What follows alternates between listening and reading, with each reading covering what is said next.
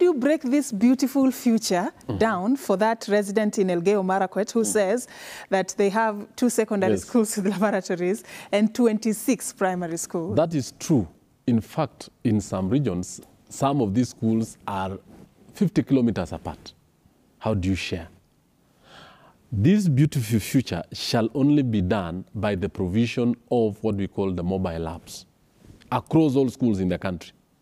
And this is actually within the ability of the government. 2, if you go to those two secondary schools in Elgeyo Marakwet, we can't crowd everybody to the 2 schools. With the provision of CDF, and that's why members of parliament were actually passionate with it, and even the general public, that let CDF exist. With those particular facilities, and we even tasked as an education committee, we asked the government, let them reintroduce a fund, almost like the transitional grants they were giving, so that every constituency across the country, plus the CDF, we use that money to build labs across those particular areas that are very needy. 2, when you talk about assessment, the assessment issue, Kenyans are actually obsessed with the meritocracy kind of assessment, where you need to know Ayub was position 1, Mugo was 2, Meli was 3, and someone was last. I just want to pose this question, that any assessment in any education system is supposed to achieve 3 main things. 1 is to assess if the competencies intended by the educator were acquired by the learner. 2, to check if the learning, teaching methods are working. And 3, to see if the intended outcomes were achieved. Now, I want to pose this question, I think, to the general public, that you've seen doctors and engineers going through assessment in universities.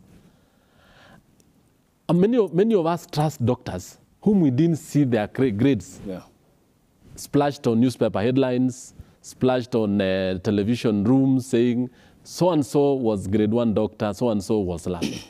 And we really trust them with our bodies, we trust them with everything. The same thing that we have kept saying in schools, we should actually ensure that what we need to develop as a country is a teacher who is trustworthy, a school that is able to say, this so-and-so got these grades and is now rightfully moving to the next level. And that is what the agriculture teachers were doing across all schools in the Republic. So the KPSEA exam, and I think this is what the government and everyone has to apologize to parents, that the mentality of saying a grade 6 child was now being prepared to go to a junior secondary school was actually very, very wrong, and it was bad. Okay. The intention was have the assessment, have the child move, use the assessment now for the 3 intended purposes. Check were the skills acquired. 2, was the teaching learning methods quite good. And 3, were actually the intended outcomes of that particular thing acquired. So actually gotten. So every exam, and that is why, and that is why this country, even in the region, is really lagging behind. Because we still go for exams in London. Well, Uganda and Tanzania are just doing exams. Our trust levels are actually almost 0.